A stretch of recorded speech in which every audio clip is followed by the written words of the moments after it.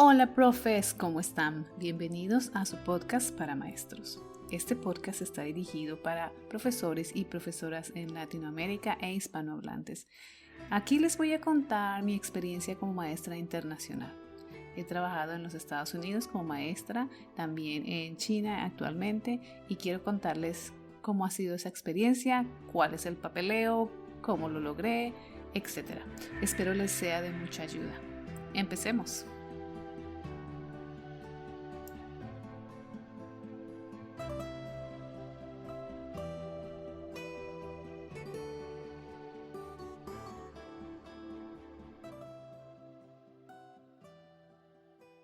Hola profes, ¿cómo están? ¿Cómo van? ¿Cómo va todo? Espero que todo lo que hemos visto anteriormente les esté ayudando, les está dando una luz de cómo se hace la diferenciación. Hoy quiero hacer algo un poco diferente. Les quiero contar cómo hice yo la diferenciación con estudiantes de preescolar, porque yo considero que si uno puede manejar un grupo de preescolar, podrá manejar grupos un poco más de estudiantes un poco más grandes. Yo siento que las maestras de preescolar tenemos ese talento, ¿cierto, maestras? Díganme que sí, ya saben, díganme que sí, hagan comentarios y me dicen si es cierto que las maestras de preescolar tenemos estas habilidades, sin dejar atrás a los maestros de primaria también, pero siento que las maestras de preescolar tenemos que valernos de muchos recursos para que los estudiantes nos presten atención y sigan las instrucciones. Entonces, empecemos. Retomando, entonces yo estaba en la villa trabajando con niños de preescolar, tenía 5 grupos a mi cargo de preescolar y de los 5 grupos, en ese momento ya tenía experiencia para diferenciar y para hacer grupos pequeños, entonces no me sentí como con miedo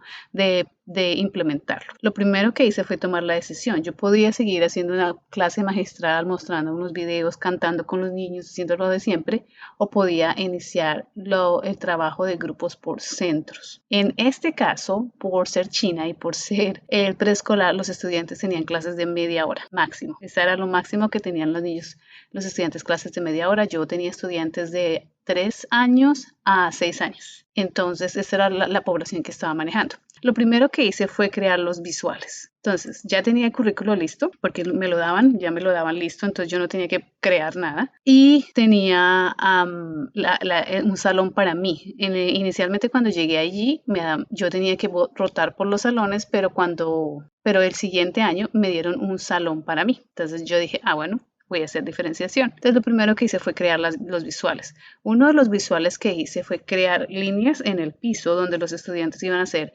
las filas para ir a sus centros. Ya tenía claro que iba a ser 4 centros. Los 4 centros era el centro de hablar, el centro de escuchar, el centro de leer y el centro de escribir, que son las 4 habilidades de un lenguaje. Ya los tenía listos. Hice unas líneas donde los estudiantes se iban a ubicar de acuerdo a la habilidad que iban a practicar ese día. Entonces, ¿cómo iniciábamos la clase? Luego de que yo hacía una bienvenida en el área base, como les indicaba en el capítulo anterior, teníamos un área base. Yo tenía un área base era un tapete, en este caso, era un tapete donde los estudiantes llegaban y tenían un lugar asignado porque son niños de preescolar y ellos siempre quieren estar al lado de la maestra, entonces para que no pelearan les daba un número y en ese número se tenían que sentar todos los días. Y así evitaba yo la discusión y la pelea entre ellos por quién está al lado de la maestra, quién es el otro, o sea, por la pelea, porque los niños a esas edades pelean mucho. Entonces, yo hacía la clase de bienvenida, el lunes, eran 5 días a la semana, el lunes hacíamos una clase como magistral, donde yo presentaba la clase, presentaba el tema, vamos a hablar de las frutas, y les mostraba las frutas y los colores de las frutas, y enseñaba algunos patrones de lenguaje. Eso lo hacía yo el lunes. El martes hacía ya rotaciones. Luego de la bienvenida a la clase y de la instrucción general del tema, con una canción, con una explicación, los estudiantes iban a sus líneas. En estas líneas se les indicaba a qué espacio del salón deberían moverse. Eran 4 estaciones, de martes a viernes. Esta rotación por centros la practiqué con los estudiantes y con cada una de las clases por 2 semanas antes de iniciar a enseñar, para generar la rutina y para observar que los estudiantes estaban entendiendo el procedimiento. Mientras practicábamos, yo hacía mucho énfasis en las ayudas visuales que estaban en el piso o que estaban en las paredes. Para que los estudiantes luego se pudieran orientar. Yo les decía, esta es la línea de hablar. ¿A dónde va la estación de hablar? A esta área del salón donde dice hablar. Todo estaba rotulado. Entonces, en la primera estación, o en una de las estaciones, porque no tienen un orden en sí, son como son rotativas, pues es un ciclo. En la estación de lectura tenían varios libros para que los estudiantes pudieran leer de edad preescolar. Leer en edad preescolar es ver ilustraciones, no necesariamente decodificar. Eso es importante, que leer también es ver ilustraciones. En esta estación los estudiantes estaban mayormente solos leyendo en la estación y yo tenía una rúbrica visual, sin palabras, de solo dibujos, donde les explicaba cuáles eran las expectativas y las normas de cada estación. Algo que también les expliqué varias veces antes de iniciar a enseñar. Dentro de las expectativas estaba el tono de voz de la estación, dónde poner los libros, cuándo leerlos, cómo leerlos, si con amigos o sin amigos, si solos o no. Entonces, eso estaba explicado en las rúbricas visuales. Estas expectativas o normas también pueden ser discutidas con los estudiantes para llegar a acuerdos, y los acuerdos deben estar en las carteleras en algún lugar del aula para que los estudiantes se refieran a ellos cuando se les olvida, que tienden a olvidarse las normas bastante. La estación de escritura era donde los estudiantes dibujaban, coloreaban o completaban hojas de trabajo. En esta estación los estudiantes tenían acceso a marcadores, tableros mágicos, colores, crayones u otros recursos que les iba a facilitar su trabajo. Las expectativas también estaban a la vista de los estudiantes, y estas incluían cómo volver a organizar el área que estaban usando. En la estación de escucha yo tenía un computador. Y este computador le compré unas salidas para los audífonos, pero yo le adapté otra para que hubiera más, porque pues eran más niños. Habían 6 niños y creo que podía hacer, 6 niños por estación, y creo que podía hacer las 6 salidas o las 5 salidas. Las expectativas en esta estación eran mayormente evitar que se cruzaran los cables. Este fue uno de los problemas más comunes, cómo evitar que se congestionaran los cables, pero pues no lo logré. Siempre al final de las clases me tocaba desenredar los cables. Era complejo. La siguiente era la estación de hablar, y era donde los estudiantes practicaban conmigo, y ahí era donde había más diferenciación. En esta estación estaba yo la mayor parte del tiempo. A veces me movía por el salón para revisar que los demás estudiantes estuvieran haciendo lo que se les pedía, pero la mayor parte del tiempo yo me sentaba con ellos y les enseñaba frases útiles sobre el tema. Practicábamos con títeres, con tarjetas visuales, con juegos de memoria, todo para reforzar el vocabulario. En este lugar era donde yo más diferenciaba, como les mencionaba. Mi objetivo era que los estudiantes usaran el vocabulario, y que los estudiantes aprendieran. Bueno, y con los estudiantes que aprendían más rápido, pues les daba tareas más complejas, como armar frases o más palabras, o empezar a hacer una pequeña conversación. Recuerden que son niños de preescolar chinos que no hablaban inglés, que no me entendían en muchas ocasiones. Con los estudiantes menos maduros hacía juegos de memoria para que se aprendieran el vocabulario básicamente. En esta clase tenía la fortuna de tener una maestra que venía con los estudiantes y me ayudaba a monitorearlos, y también me ayudaba a comunicarme, porque eran niños de preescolar y no entendían lo que yo les estaba hablando. Yo no hablo chino, entonces esta maestra hacía como de mediador cuando había una dificultad, pero generalmente le pedía a la maestra que no interviniera lo más posible, solo que los observara y estuviera ahí como una persona que ayudara a controlar el comportamiento. Después de que terminamos las 4 estaciones, digamos, los niños iban a una sola estación. Cuando terminamos la instrucción en la estación, volvíamos a la estación base, que yo le llamaba la estación del aprendizaje, que era el tapete. Muchos colegios usan tapetes en la primaria y en el preescolar para que los estudiantes se sienten en el tapete y puedan prestar atención, y no desde las sillas. Entonces, como ellos estaban ya asignados un lugar, pues evitaban conflicto. Y ahí terminábamos la clase. Terminábamos con una canción, o terminábamos como diciendo alguna frase o repitiendo alguna frase, y ya se iban los estudiantes a sus clases normales, y llegaba la siguiente clase que ya había hecho, con la que yo también había hecho exactamente lo mismo, y practicábamos lo mismo, pero los temas eran diferentes. Entonces, esto era lo que yo hacía con mi clase diferenciada de lenguaje de inglés como segunda lengua con niños de preescolar. Ya con niños de primaria y con el idioma como inmersión, la diferenciación va a cambiar más y va a ser un poquito más compleja. Esto que acabo de describir se llama la estrategia de grupos pequeños. También lo pueden llamar centros o estaciones. Voy a explicar el mismo enfoque en otro contexto. Entonces, lo primero que debe uno organizar, ya hablamos de la logística, ¿no? Entonces, en el caso de una clase de idioma o en una clase de otro tema, puede ser historia, ciencias sociales, lo que quieras, donde hay tiempo, donde hay unos bloques largos, hay personas que tienen bloques largos de enseñanza, grupo, se pueden hacer estaciones y estas estaciones se pueden rotar de la siguiente manera. Yo les voy a contar cómo yo lo hago. En mis clases de idioma, esta vez vamos a hablar de el idioma como inmersión. Es donde vamos a tener a los estudiantes que no hablan el idioma, por ejemplo, en el caso mío los chinos, o en el caso mío también cuando estaba en Estados Unidos, los estudiantes hablaban inglés y no español, y yo les enseñaba español. Entonces, teníamos 4 centros. El centro de tecnología. En este centro, que en Estados Unidos teníamos computadores también en el aula, en este caso en China tenemos iPads, tablets. La diferencia es bastante. Pero digamos, en el caso de tener computadores en el aula, en mi caso teníamos 3 computadores en el aula y estos 3 computadores lo mismo hacían, yo les compraba estas salidas de audífonos y podía tener a los estudiantes en salidas de audífonos o los ponía a trabajar en grupo. En este centro habrá páginas web. En el caso de Estados Unidos teníamos una especie de página web donde podíamos poner todas las páginas web. Se llamaba Symbaloo. No sé si todavía la usan. Pero en el Symbaloo teníamos abríamos el Symbaloo y poníamos las páginas web donde queríamos que los estudiantes estudiaran, trabajaran, reforzaran.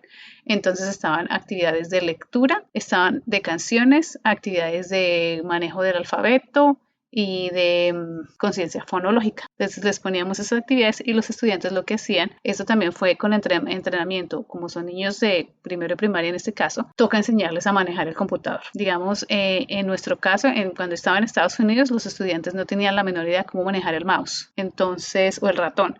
Entonces nos tocó enseñarles a manejar el ratón para poder empezar con esta estación. En el caso de China, los estudiantes no deben saber manejar el mouse porque ya no hay, pero la mayoría de los estudiantes tienen iPads o tienen tablets. Y en un colegio, el colegio proveía las tablets para los estudiantes. En otro colegio, los estudiantes traían su propia tablet o iPads. Generalmente son iPads, es muy famoso. Entonces era mi centro de tecnología y para mí el centro de tecnología era un centro de escucha. Es donde los estudiantes aprenden a identificar, en el caso del inglés en China, tienen unas páginas web donde los estudiantes escuchan libros y después les hacen preguntas sobre los libros que escucharon. Ya cuando saben leer, les piden que lean. Está el centro de escritura. Aquí tengo algunas guías de trabajo del tema que estamos trabajando. Generalmente está relacionado con fonemas, con sonidos, los estudios que deben completar, trabajo independiente de escritura. Cuando ya empiezan a escribir bien, entonces ya les pido que hagan cartas, que hagan informes a la edad, ¿no? Uno dice informe y suena, no, pero es una edad, a la edad de ellos. Uno simplifica las cosas a la edad de ellos, o que hagan frases u oraciones, depende de la complejidad y el nivel de madurez en el que está el estudiante, se le va a dar una tarea más sencilla o más compleja. Y está el centro de vocabulario de palabras, o como les hablaba en el capítulo anterior, en Estados Unidos se enseñan las palabras de uso frecuente de memoria, y como es inglés se tiene que enseñar así, entonces así mismo lo hacíamos así lo mismo lo hago lo hago en China y lo hacía en Estados Unidos. Teníamos un centro de vocabulario, que es un centro donde los estudiantes aprenden palabras de memoria, con juegos, etc. En este centro, en los Estados Unidos, teníamos asistente.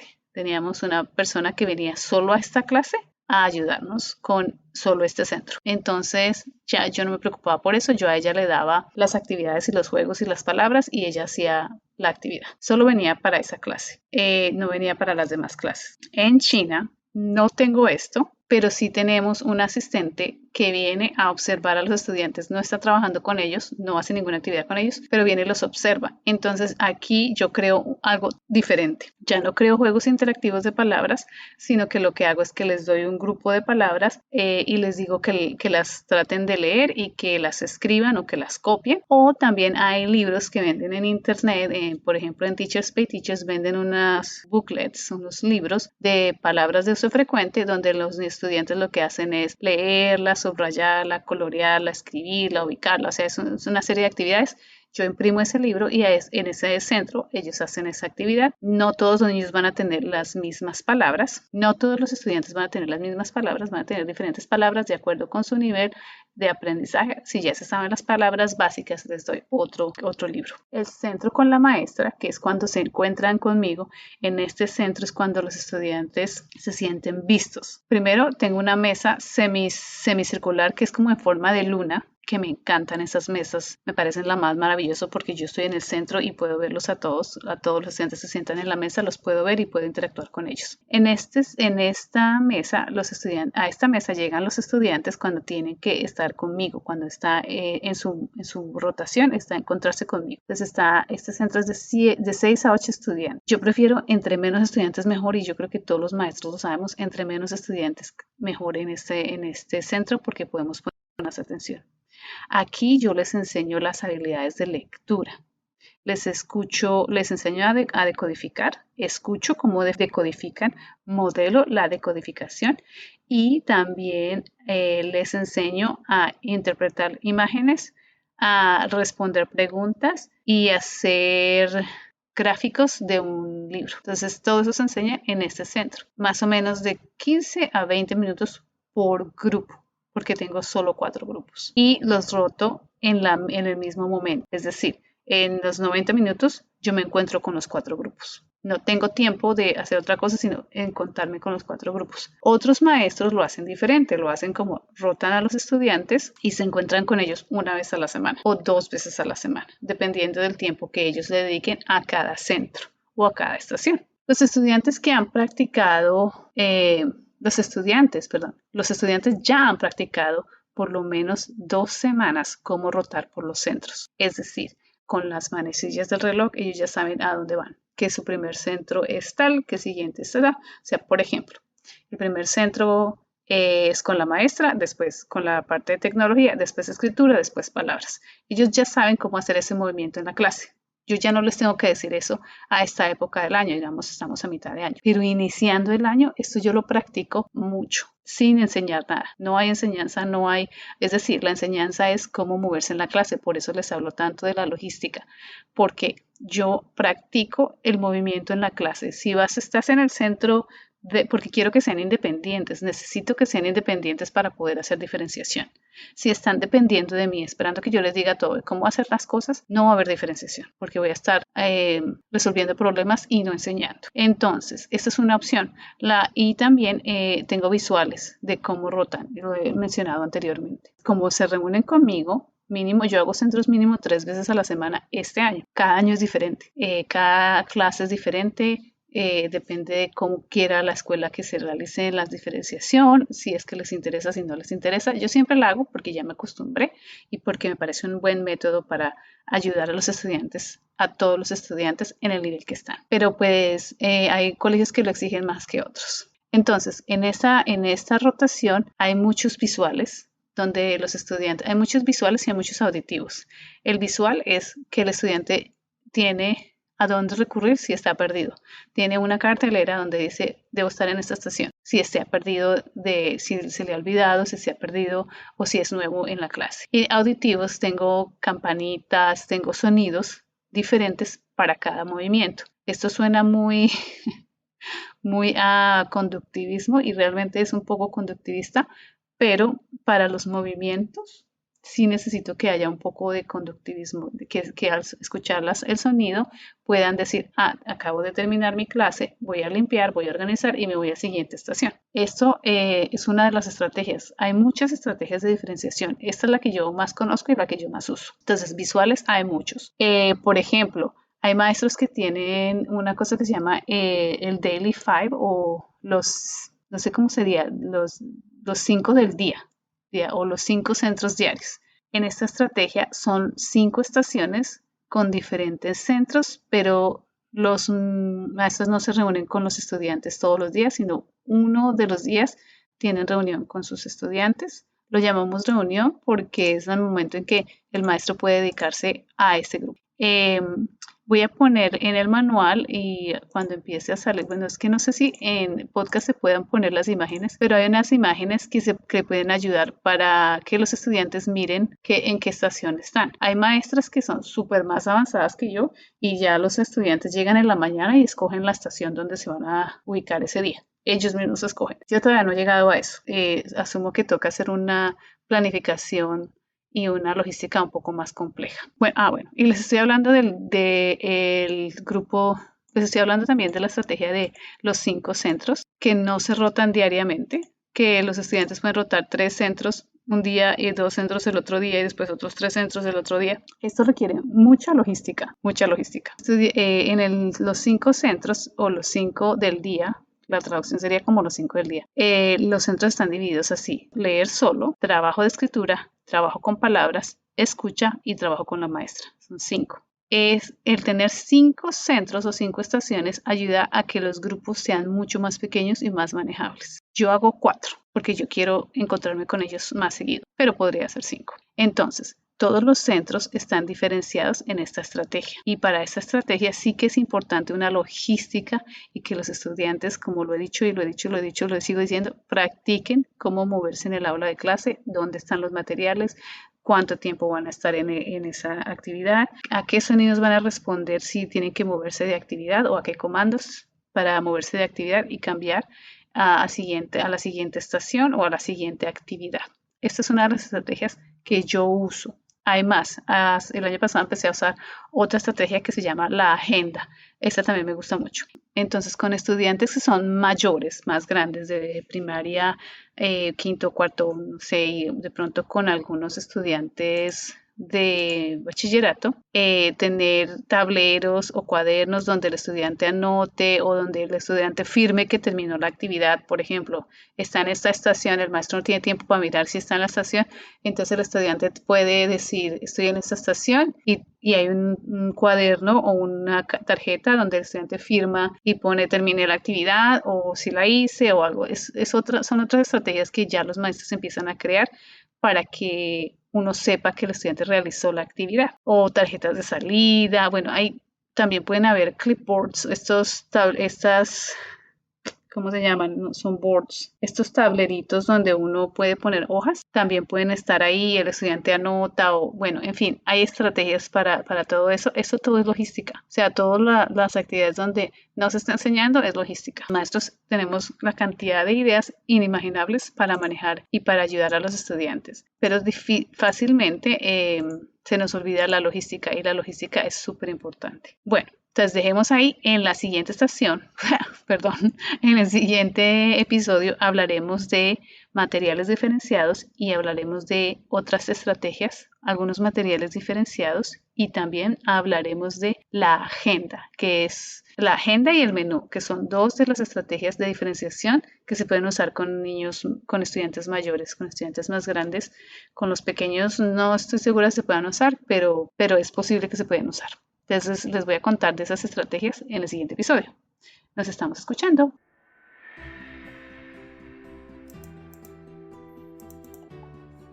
Bueno, profes, hasta aquí va este capítulo. Espero les haya servido mucho, que les haya gustado, les haya encantado, que los haya entretenido, que les sirva la información que les estoy dando. Se pueden comunicar conmigo en mi página de internet www.paramaestros.info. Ahí están mis contactos, mis redes sociales. Pueden llegar ahí, mirar, contactarme, escribirme a mi correo electrónico. Mi correo electrónico es podcast@paramaestros.info. Ahí escríbanme, yo estaré muy pendiente de sus mensajes. Si quieren que les cuente algo nuevo o alguna información que les parezca interesante, que quiera que les comparta, con mucho gusto les compartiré.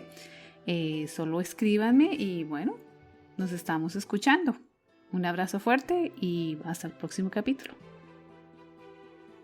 Chao.